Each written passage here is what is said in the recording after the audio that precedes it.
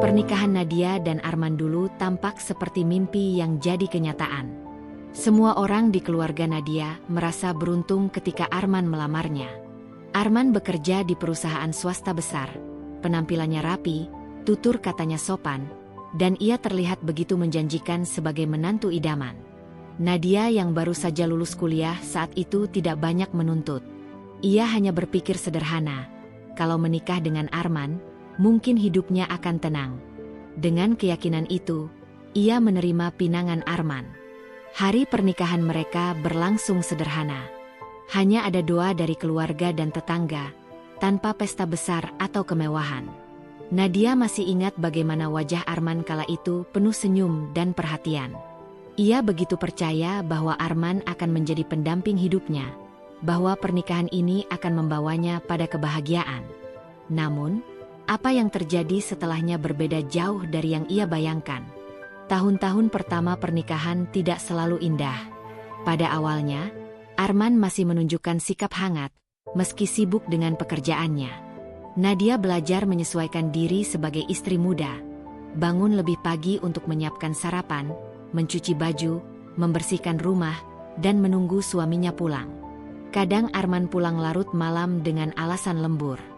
Nadia percaya begitu saja, tidak pernah menaruh curiga, dan selalu menyambutnya dengan senyum. Namun, semakin lama, sikap Arman berubah. Ia jarang mengajak Nadia berbicara. Kata-kata manis yang dulu sering ia ucapkan kini berganti dengan kalimat pendek, bahkan dingin. Tidak jarang, ia meremehkan usaha kecil Nadia dalam mengurus rumah. Pernah suatu malam, setelah Nadia memasak dengan susah payah, Arman hanya menyingkirkan piring dan berkata, "Biasa saja masakannya. Kamu harus belajar lagi." Nadia hanya diam. Hatanya perih, tapi ia menahan diri. Ia tidak pernah membalas. Dalam hatinya, ia meyakinkan diri bahwa mungkin Arman hanya lelah bekerja. Ia menutup mata dari sikap merendahkan itu, berharap esok hari keadaan akan lebih baik. Waktu berjalan, dan Nadia tetap memilih bertahan. Ia percaya bahwa menjadi istri berarti berusaha membuat suami merasa nyaman, meski dirinya sendiri seringkali merasa tidak dihargai. Orang tuanya yang tinggal tidak jauh dari rumah mereka kadang menanyakan kabar. Nadia selalu menjawab dengan senyum, "Arman baik, Bu. Hanya sibuk saja di kantor." Ia tidak pernah berani membuka luka rumah tangganya. Baginya, menjaga nama baik keluarga lebih penting daripada mengadu. 3 tahun pernikahan mereka, lahirlah seorang bayi perempuan yang cantik. Mereka menamainya Aisyah. Kehadiran anak itu seolah menjadi cahaya yang menenangkan hati Nadia. Setiap kali ia menatap wajah kecil Aisyah, rasa sakit di hatinya sedikit berkurang. Senyum anak itu menjadi alasan baginya untuk tetap kuat. Namun, Arman tidak banyak berubah meski sudah menjadi ayah. Ia tetap acuh. Bahkan kadang marah ketika Aisyah menangis di malam hari. Pernah suatu malam, saat Aisyah rewel, Arman hanya menoleh sebentar dan berkata, "Bisa nggak kamu diamkan anak itu? Aku besok kerja pagi." Nadia terdiam, lalu menggendong Aisyah dengan sabar. Ia berbisik, "Tidak apa-apa, Nak, Ibu ada di sini." Seiring bertambahnya tahun, pola itu berulang. Arman semakin sibuk, semakin jarang berada di rumah, dan semakin sering pulang dengan wajah dingin. Sementara itu, Nadia menjalani hari-harinya dengan penuh kesabaran. Ia mengurus rumah, membesarkan anak, dan tetap menyiapkan semua kebutuhan suaminya. Ia berusaha tersenyum, meski seringkali hatinya menangis dalam diam. Kadang, ia mencari hiburan kecil. Ia mencoba membuat kue, belajar merajut, atau ikut arisan dengan ibu-ibu kompleks. Namun setiap kali Arman tahu, ia malah mengejek. "Untuk apa buang-buang waktu begitu? Lebih baik kamu urus rumah," ucapnya dengan nada merendahkan. Nadia menunduk, menahan perasaan. Ia tahu melawan hanya akan membuat suasana makin buruk. Dalam diam, Nadia berdoa. Hampir setiap malam, saat duduk di teras rumah setelah semua pekerjaan selesai, ia menatap langit gelap dan berbisik lirih, "Ya Allah, beri aku kekuatan. Jika ini ujian, jadikan aku kuat menjalaninya. Jika ini kesabaran, jadikan kesabaran ini sebagai pahala. Doa itu menjadi teman setianya. 10 tahun pernikahan berlalu dengan pola yang sama. Dari luar, rumah tangga Nadia dan Arman tampak baik-baik saja. Tetangga melihat mereka sebagai keluarga harmonis. Arman bekerja di perusahaan ternama, Nadia seorang ibu rumah tangga yang setia, dan Aisyah tumbuh sehat. Tidak ada yang tahu luka yang disembunyikan Nadia. Di balik senyumnya, Nadia menanggung beban yang berat. Ia menutup mata dari perlakuan suaminya, memilih diam, dan meyakinkan diri bahwa semua pengorbanan akan berbuah kebaikan suatu hari nanti. Ia percaya bahwa menjaga rumah tangga berarti bertahan, bukan menyerah. Namun jauh di dalam hatinya, Nadia mulai merasakan ada retakan yang perlahan terbentuk.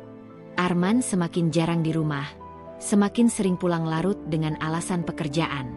Ia sering menyebut nama rekan-rekannya di kantor, terutama seorang perempuan bernama Siska.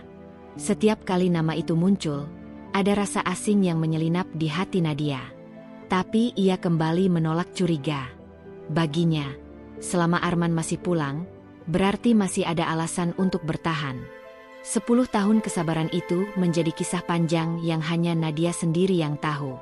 Ia menjalani hari demi hari dengan luka yang disembunyikan, doa yang terus dipanjatkan, dan senyum yang dipaksakan.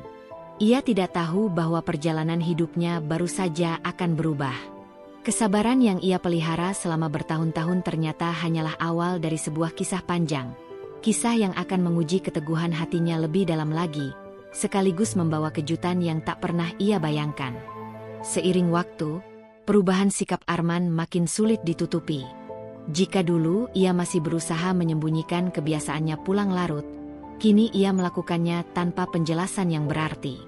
Nadia sering menunggu di ruang tamu dengan televisi menyala, hanya untuk menahan kantuk sambil menunggu pintu depan terbuka. Kadang jam menunjukkan pukul 11 malam, bahkan lebih, baru Arman muncul dengan wajah kelelahan bercampur dingin. Tidak ada lagi sapaan hangat, tidak ada cerita tentang pekerjaannya, hanya tubuh yang dilempar ke sofa atau langsung ke kamar tidur. Nama Siska semakin sering terdengar dari mulut Arman. Awalnya, Nadia tidak menaruh curiga. Ia berpikir wajar saja seorang rekan kerja disebut-sebut, apalagi Arman memang bekerja dalam tim besar. Namun lama-lama, cara Arman menyebut nama itu terdengar berbeda. Nada suaranya berubah, lebih hidup, seolah ada semangat baru yang muncul setiap kali ia bercerita tentang Siska. Siska itu orangnya gesit sekali. Nat, dia tahu cara menghadapi atasan. Kalau aku kerja sama dia, semua terasa lebih ringan, ucap Arman suatu malam. Nadia tersenyum kaku. Ia hanya menjawab singkat, bagus kalau ada rekan kerja yang membantu, Mas. Tapi di dalam hati, ada sesuatu yang mencubit perasaannya. Ia mencoba mengusir pikiran buruk, tetapi intuisi seorang istri tidak pernah salah. Hari demi hari, tanda-tanda itu semakin jelas. Ponsel Arman yang dulu sering ia letakkan begitu saja di meja, kini selalu menempel di tangannya. Kadang ia membawa ponsel itu ke kamar mandi, atau menaruhnya di saku meski sedang di rumah. Nadia melihat perubahan kecil itu, tetapi ia memilih diam. Ia tidak mau menuduh tanpa bukti. Ia tidak mau rumah tangga yang sudah rapuh itu runtuh hanya karena ucapan emosional. Suatu sore, ketika Nadia menyiapkan makan malam, Arman pulang dengan raut wajah yang berbeda. Bukan wajah lelah seperti biasanya, melainkan wajah penuh gairah seakan baru pulang dari sebuah pertemuan yang menyenangkan. Ia duduk di kursi sambil memainkan ponselnya. Senyum tipis muncul beberapa kali. Nadia memperhatikan dari dapur. Hatinya sakit, tapi ia menahan diri. Ketika makan malam siap, Arman bahkan tidak menyentuhnya. "Aku sudah makan di luar," katanya singkat. Nadia menunduk, menelan air liur yang terasa pahit. Beberapa hari kemudian, seorang tetangga yang kebetulan bekerja di kantor yang sama dengan Arman datang ke rumah. Mereka berbincang sebentar, lalu tetangga itu tanpa sengaja menyebut, "Saya sering lihat Pak Arman pulang bareng Bu Siska." Katanya mereka memang dekat sekali di kantor. Senyum Nadia kaku seketika.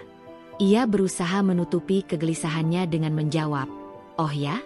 Mungkin karena mereka satu tim." Namun setelah tetangga itu pulang, ia duduk lama di ruang tamu. Tangannya bergetar. Kata-kata itu berputar di kepalanya. Malam itu, ketika Arman tidur, Nadia duduk di sisi ranjang. Ia menatap wajah suaminya yang terlelap.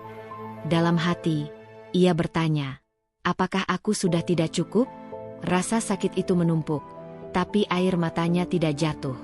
Ia sudah terlalu sering menangis dalam diam, dan malam itu ia hanya menahan semua di dalam dada. Keesokan harinya, Arman semakin terang-terangan. Ia mulai sering pulang dengan wangi parfum yang bukan miliknya. Baju kerjanya kadang ada lipstik samar yang tidak pernah bisa ia sembunyikan dengan sempurna. Bahkan ada saat-saat di mana ia dengan santai menyebut nama Siska di rumah, seolah itu hal biasa. "Besok aku harus rapat dengan Siska sampai malam, jadi jangan tunggu," katanya. Nadia mendengarkan dengan wajah tenang. Ia tidak membantah, tidak bertanya lebih jauh. Dalam hatinya, ia tahu kebenaran sudah semakin jelas. Suaminya jatuh hati pada orang lain. Luka itu begitu dalam, tapi ia memilih bertahan. Alasannya sederhana, Aisyah. Anak kecil itu masih butuh keluarga utuh, masih butuh sosok ayah di rumahnya. Selain itu, Nadia juga memikirkan nama baik keluarga. Ia tidak ingin orang tua atau saudara-saudaranya tahu bahwa rumah tangganya retak. Ia tidak ingin anaknya tumbuh dengan pandangan bahwa ibunya lemah. Dalam diam, Nadia belajar menjadi perempuan yang lebih kuat. Ia tetap menyiapkan makan malam meski sering tidak disentuh. Ia tetap mencuci dan menyetrika baju Arman meski suaminya jarang mengenakannya di rumah. Ia tetap mengantar Aisyah sekolah, menghadiri rapat orang tua, dan menjalankan perannya sebagai ibu tanpa celah. Dari luar, tidak ada yang menyangka bahwa hatinya sedang terkoyak. Beberapa kali sahabat lamanya menelpon, menanyakan kabar. Nadia selalu menjawab dengan suara ceria, "Aku baik-baik saja. Aisyah sehat. Arman sibuk di kantor." Tidak ada satupun orang yang tahu apa yang sebenarnya ia rasakan. Namun, setiap kali malam tiba, ketika semua sudah tidur, Nadia duduk sendiri di ruang tamu. Lampu kecil menyala, suasana hening, dan ia membiarkan dirinya menumpahkan air mata. Ia menangis tanpa suara, memeluk bantal, seolah hanya benda mati itu yang bisa memahami sakitnya. "Ya Allah, kuatkan aku. Aku tidak ingin rumah tangga ini hancur. Aku tidak ingin anakku kehilangan ayah," bisiknya berulang-ulang. Meski begitu, ada kalanya ia merasakan amarah. Amarah karena dikhianati, karena tidak dihargai, karena kesabarannya diuji sampai batas yang tidak masuk akal. Tapi setiap kali amarah itu datang, ia mengingat wajah Aisyah. Gadis kecil itu adalah satu-satunya alasan yang membuatnya tetap berdiri. Hari-hari berikutnya, hubungan Arman dan Siska semakin jelas bagi siapapun yang mau memperhatikan. Di kantor, gosip mulai beredar. Di lingkungan rumah pun kabar samar-samar mulai terdengar. Nadia berusaha menutup telinga. Ia pura-pura tidak tahu, pura-pura tidak mendengar. Tapi dalam hati, ia sudah tahu, retakan di rumah tangganya bukan lagi retakan kecil. Ia sudah berubah menjadi jurang besar yang siap merobohkan segalanya. Nadia tetap memilih diam. Ia tetap bertahan, meski hatinya remuk. Ia percaya, mungkin suatu hari Arman akan sadar. Mungkin suatu hari suaminya akan kembali pulang sepenuhnya. Bukan hanya tubuhnya, tapi juga hatinya. Selama masih ada harapan sekecil apapun, ia memilih menggenggamnya erat. Namun, tanpa ia sadari, diamnya itu bukan berarti kelemahan. Justru dari diamnya, ia sedang membangun keteguhan. Dari air mata yang ia sembunyikan, ia sedang menyiapkan diri untuk sesuatu yang lebih besar. Retakan dalam pernikahan itu memang menyakitkan, tetapi juga menjadi titik balik yang akan menuntunnya pada jalan hidup yang baru. Jalan yang tidak pernah ia bayangkan sebelumnya. Sejak mengetahui Arman semakin dekat dengan Siska, hidup Nadia seolah berjalan di atas jurang. Setiap hari ia mencoba menutupi rasa sakitnya dengan rutinitas rumah tangga. Ia menyiapkan sarapan, mengantar Aisyah sekolah, membersihkan rumah, memasak makan malam, lalu kembali mengulanginya keesokan hari. Dari luar, ia tampak seperti istri dan ibu yang baik. Namun di dalam dirinya, ada ruang kosong yang semakin hari semakin lebar.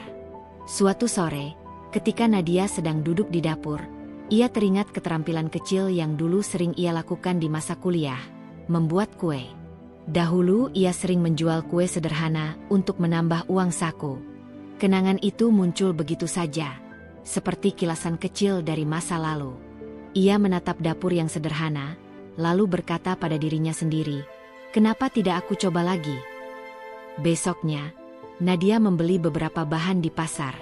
Ia mulai dengan membuat kue bolu sederhana. Awalnya hanya untuk Aisyah yang memang suka camilan manis. Namun ketika ia membagikan potongan kue itu kepada tetangga, mereka memuji rasanya. "Nat, enak sekali bolunya. Kamu bisa jual ini, loh," kata salah satu tetangga. Nadia tersenyum kecil, merasa ada cahaya baru yang menyelinap di hatinya. Ia mencoba lagi. Kali ini membuat donat. Lalu ia menawarkan kepada ibu-ibu arisan. Tidak disangka, beberapa dari mereka memesan untuk acara keluarga. Pesanan kecil itu membuat Nadia sibuk. Tangannya bekerja, pikirannya teralihkan, hatinya sedikit lebih tenang. Ada rasa bahagia yang tidak bisa ia jelaskan ketika melihat uang hasil usahanya terkumpul, meski jumlahnya tidak seberapa. Namun, saat Arman mengetahui kegiatan kecil itu, reaksinya tidak menyenangkan. "Untuk apa kamu repot-repot begitu? Hasilnya juga berapa sih? Lebih baik kamu fokus urus rumah saja," ucap Arman dengan nada meremehkan. Nadia hanya diam. Ia tidak berusaha membela diri. Dalam hatinya, ia tahu Arman tidak akan pernah mengerti. Tapi diam-diam, ia tetap melanjutkan usaha kecilnya. Hari-hari berikutnya, Nadia semakin sibuk dengan pesanan. Mulai dari kue ulang tahun, kue kering untuk lebaran, sampai camilan kecil untuk acara arisan. Dari mulut ke mulut, orang-orang mulai mengenal hasil tangannya. Ia belajar mengatur waktu. Pagi mengurus Aisyah, siang membuat pesanan, malam tetap menyiapkan makan malam meski Arman jarang menyentuhnya. Uang hasil usahanya ia simpan rapi di sebuah kaleng kecil di lemari. Setiap kali membuka kaleng itu, Nadia merasa seperti sedang membangun sebuah rahasia. Bukan rahasia buruk, tetapi harapan kecil yang hanya ia sendiri yang tahu. Satu persatu, ia mulai memperluas jaringan. Seorang teman lama dari SMA yang kini memiliki toko kue kecil menawarkan untuk menitipkan produknya. Dari situ, Nadia belajar banyak hal. Cara menghitung modal, cara mengemas, cara menentukan harga. Ia bahkan mulai membaca artikel-artikel sederhana tentang bisnis rumahan. Meski tidak punya pengalaman besar, semangatnya tumbuh setiap kali ia belajar sesuatu yang baru. Arman semakin jarang pulang, atau jika pulang pun tidak pernah peduli dengan kegiatan istrinya. Bahkan ketika melihat Nadia sibuk di dapur hingga larut malam, ia hanya mencibir. "Kamu capek-capek begitu, apa untungnya?" Kalimat itu menusuk hati, tapi tidak lagi membuat Nadia terpuruk. Ia justru menjadikan ejekan itu sebagai dorongan. Dalam hatinya, ia berbisik, "Suatu hari aku akan buktikan bahwa aku bisa." Meski sederhana, usaha kecil itu memberi Nadia sesuatu yang lebih besar dari sekadar uang, harga diri. Untuk pertama kalinya setelah sekian lama, ia merasa berguna bukan hanya sebagai istri dan ibu, tetapi juga sebagai dirinya sendiri. Ia merasa punya kendali atas hidupnya, meski dalam lingkup kecil. Aisyah sering membantu ibunya di dapur. Gadis kecil itu dengan bangga berkata kepada teman-temannya, "Mama, aku bisa bikin kue enak, loh." Mendengar itu, hati Nadia hangat. Ia tahu, meski Arman tidak pernah menghargainya, anaknya melihat dan merasakan usahanya. Waktu terus berjalan, dan pesanan semakin banyak. Nadia mulai menggunakan sebagian hasil tabungannya untuk membeli peralatan sederhana, mixer baru, loyang tambahan, dan plastik kemasan. Ia melakukannya perlahan, tanpa terburu-buru, tapi konsisten. Dari sekadar pesanan tetangga, Usahanya merambah ke sekolah-sekolah dan kantor kecil di sekitar. Pernah suatu kali, ketika sedang mengantar pesanan ke sebuah kantor, ia bertemu Farhan, sahabat lamanya di masa kuliah. Mereka sempat terkejut bertemu setelah bertahun-tahun tidak berjumpa. Farhan kini bekerja sebagai manajer di sebuah perusahaan percetakan. Dengan ramah, ia menyapa, "Nadia, kamu ya? Aku hampir tidak mengenali." Nadia tersenyum malu-malu, menjawab, "Iya, ini aku. Kebetulan antar pesanan kue." Farhan tampak kagum. "Wah, hebat sekali. Kamu sekarang punya usaha." Nadia mengangguk singkat, tidak ingin bercerita banyak. Ia masih menyimpan semua luka rumah tangganya dalam diam. Namun, pertemuan singkat itu meninggalkan kesan mendalam. Ada rasa hangat ketika ia menyadari masih ada orang yang menghargai usahanya tanpa meremehkan. Meski perjalanannya baru dimulai, Nadia merasakan perubahan dalam dirinya. Ia tidak lagi hanya istri yang sabar menanggung dinginnya perlakuan suami. Ia mulai menemukan jati dirinya, meski masih dalam bentuk kecil. Usaha itu menjadi pelarian, sekaligus sumber kekuatan baru. Malam-malam yang dulu hanya diisi dengan tangisan kini berubah menjadi malam produktif. Dapur kecilnya dipenuhi aroma kue yang baru matang. Tangannya sibuk mengemas, matanya berbinar setiap kali melihat hasil kerjanya. Ia menemukan kedamaian di tengah adonan tepung, gula, dan coklat. Arman tidak pernah peduli. Baginya, apa yang dilakukan Nadia hanyalah kegiatan sia-sia. Tapi Nadia tidak lagi menunggu pengakuan dari suaminya. Ia melakukannya untuk dirinya sendiri, untuk Aisyah, dan untuk masa depan yang belum ia pahami sepenuhnya. Di balik semua itu, Nadia tidak sadar bahwa usahanya sedang menanam benih besar. Benih yang kelak akan tumbuh menjadi kekuatan yang jauh melampaui bayangannya. Untuk saat ini, yang ia tahu hanyalah satu hal. Di tengah luka, ia telah menemukan harapan. Hari itu hujan turun deras di luar jendela ruang tamu. Suara rintik air membentur genting rumah sederhana Nadia terdengar seolah menirukan suasana hatinya. Ia duduk di kursi rotan, memandangi kertas yang sejak pagi tadi berada di tangannya. Surat cerai. Hitam di atas putih. Nama Arman tercetak jelas di sana, beserta tanda tangannya yang tegas. Tangannya sendiri gemetar, namun wajahnya berusaha tetap datar, menahan badai yang bergemuruh di dalam dada. Sejak beberapa bulan terakhir, Nadia sudah bisa merasakan bahwa Arman menjauh semakin jauh. Bukan hanya jarak fisik, meski lelaki itu kerap pulang larut malam, atau bahkan tidak pulang sama sekali, tetapi juga jarak hati. Arman tidak lagi menutupi hubungannya dengan Siska. Beberapa kali Nadia tanpa sengaja mendengar nada tawa keduanya melalui telepon, atau melihat pesan singkat yang tidak semestinya. Meski demikian, tetap saja kabar resmi yang ia terima hari itu seperti pukulan yang melumpuhkan. "Lebih baik kita berpisah. Aku sudah tidak bisa melanjutkan ini." Begitu kata Arman tanpa ragu ketika menyodorkan surat itu. Suaranya datar, bahkan nyaris tanpa emosi, seolah-olah yang ia bicarakan hanyalah keputusan bisnis, bukan pernikahan 10 tahun yang telah mereka jalani bersama. Nadia menatap wajah suaminya lama. Ada sesuatu dalam tatapan Arman yang tak pernah ia lihat sebelumnya, kelegaan. Seakan ia baru saja berhasil melepaskan beban yang selama ini mengekang kebebasannya. Dan beban itu adalah dirinya, istrinya, wanita yang selama 10 tahun setia mendampinginya. Di dalam hati Nadia ada pertempuran besar. Sebagian dirinya ingin berteriak, menuntut penjelasan, meminta alasan mengapa ia begitu mudah dibuang setelah semua pengorbanan yang ia berikan. Namun, sebagian lain merasa percuma. Bukankah selama ini ia sudah cukup sering diperlakukan dingin?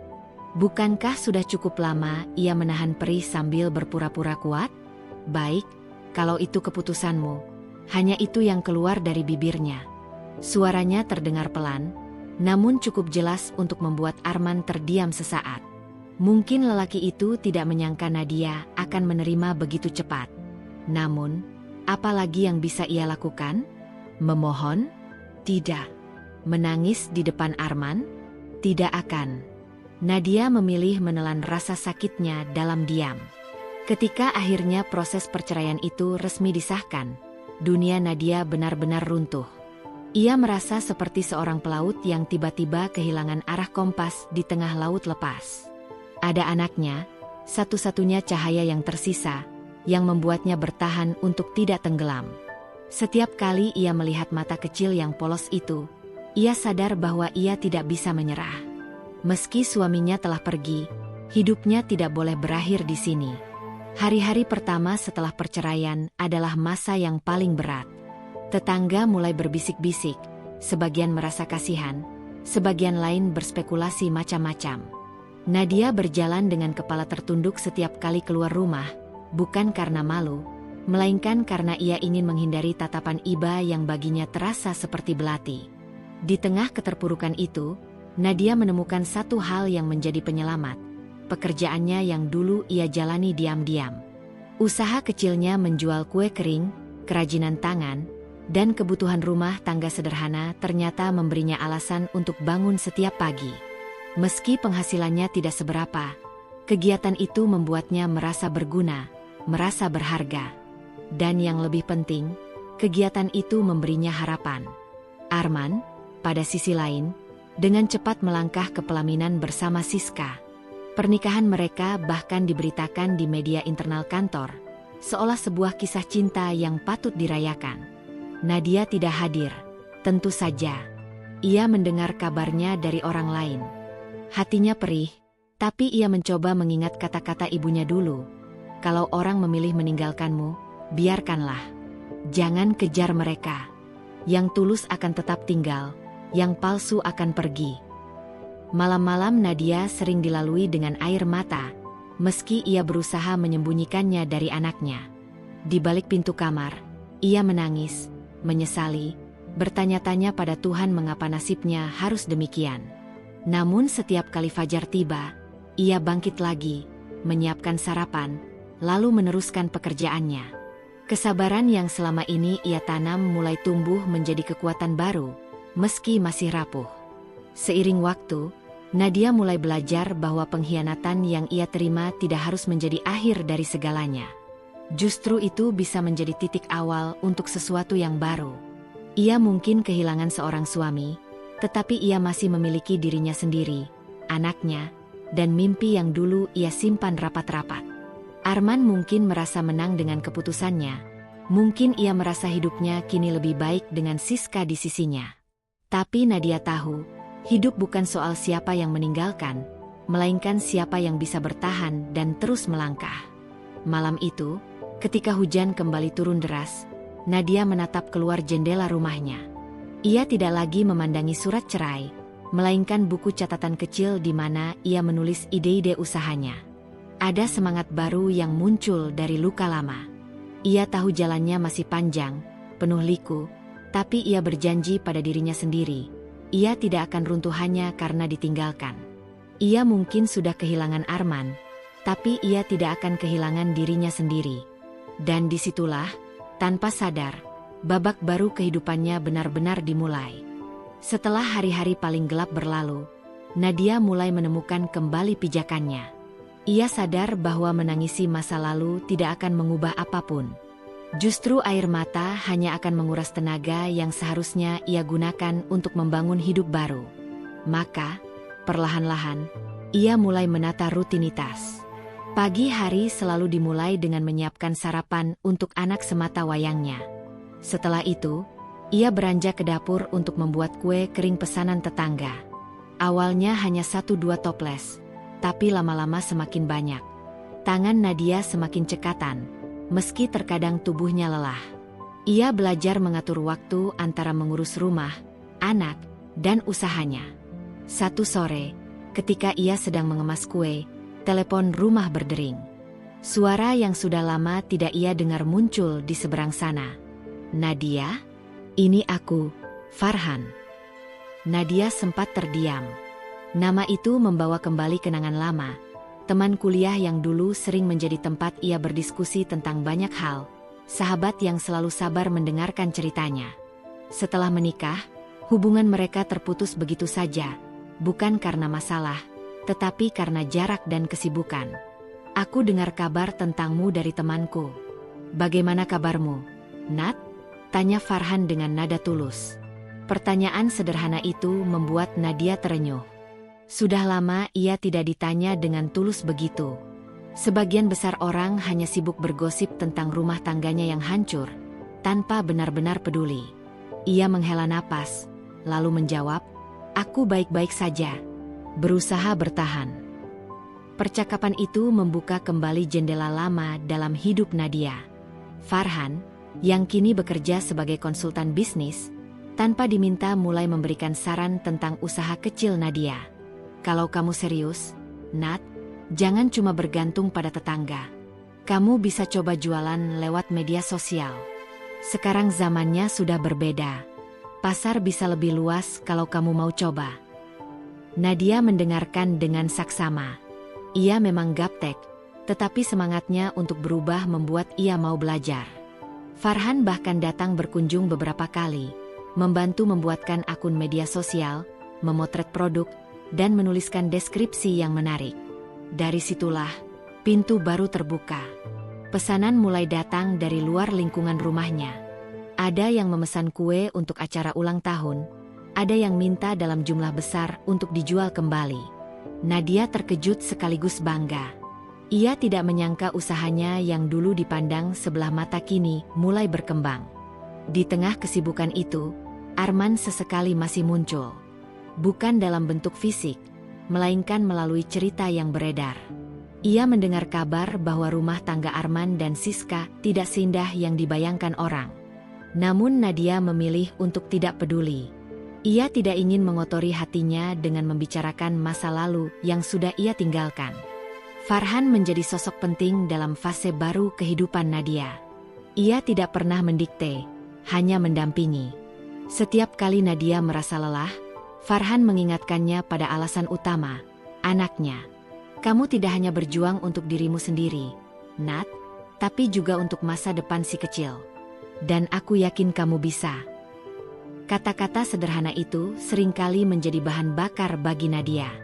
Malam-malam panjang yang ia lalui di dapur, membungkus pesanan hingga larut, terasa lebih ringan karena ia tahu ia sedang membangun sesuatu yang nyata.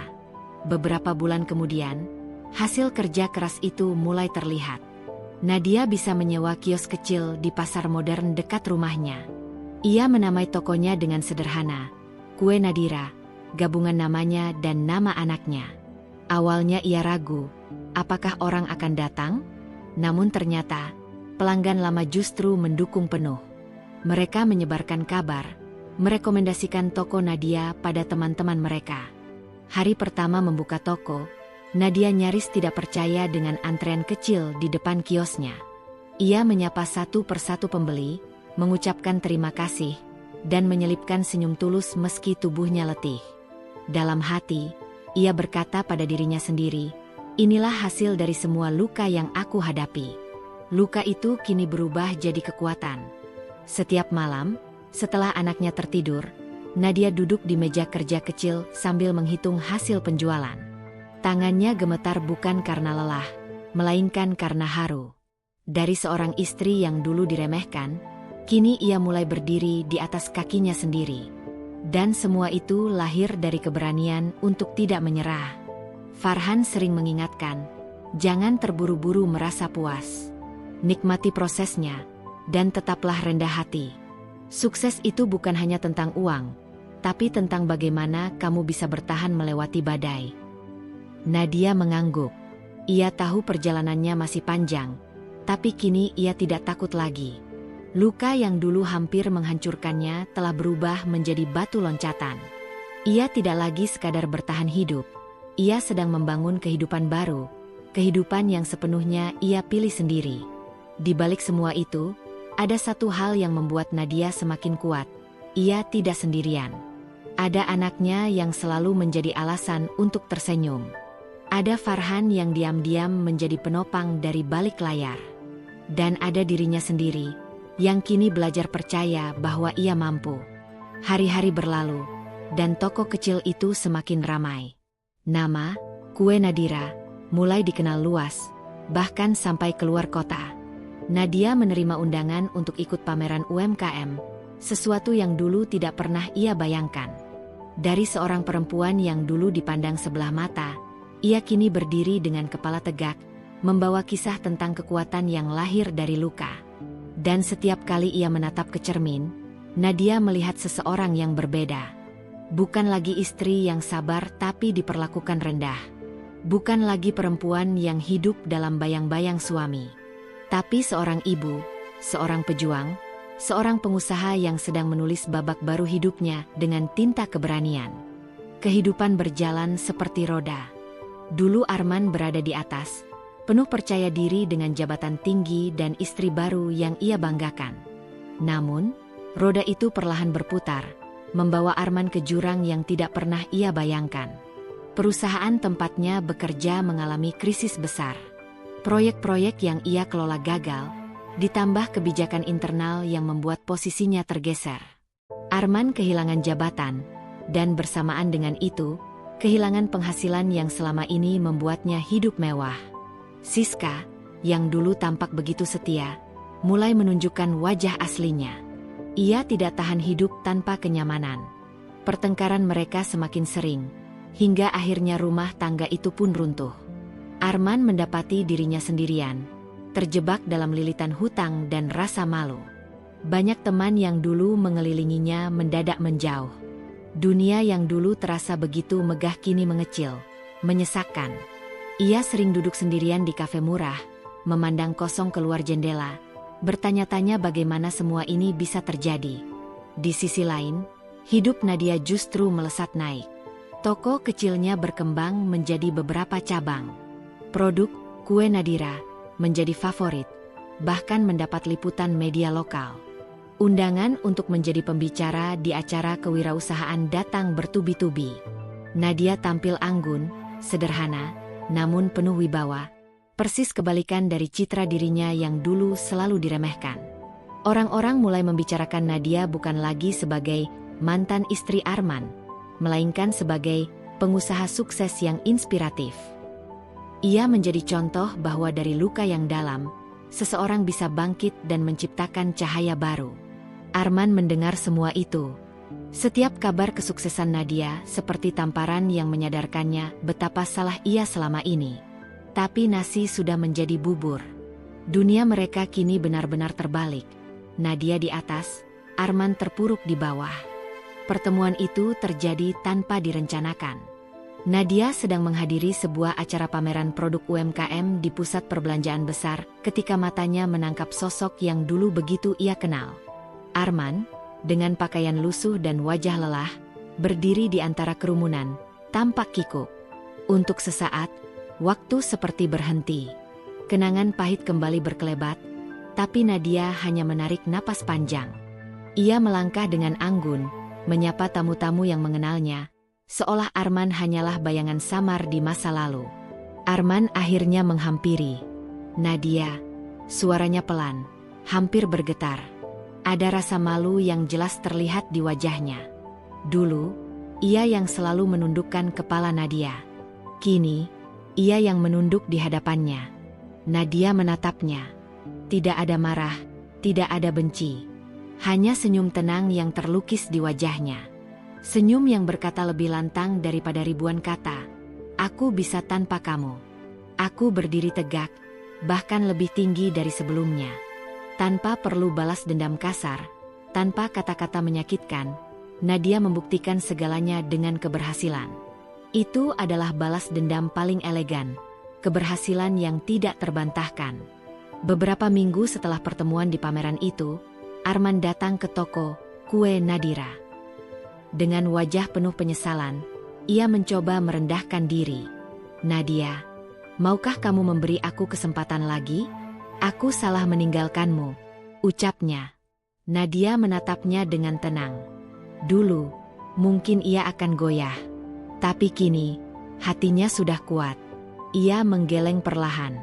Arman, aku sudah melewati terlalu banyak luka untuk kembali ke masa lalu. Aku tidak membencimu, tapi aku juga tidak membutuhkanmu lagi. Arman terdiam. Ia tahu pintu itu sudah tertutup selamanya. Beberapa hari kemudian, Kejutan datang dari sosok yang tak pernah benar-benar jauh.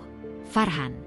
Di sebuah kafe sederhana, setelah lama menjadi sahabat yang setia mendukung, ia akhirnya berkata, "Nat, aku tidak ingin hanya menjadi orang yang berdiri di sampingmu dari jauh. Aku ingin berjalan bersamamu ke depan." Lamaran itu membuat mata Nadia berkaca-kaca. Bukan karena sedih, tapi karena bahagia. Untuk pertama kalinya, ia merasa benar-benar dihargai. Nadia tersenyum, menerima tangannya. Ia sadar, kadang kehilangan adalah jalan menuju kebahagiaan yang lebih besar. Dan kali ini, ia memilih masa depan, bukan masa lalu.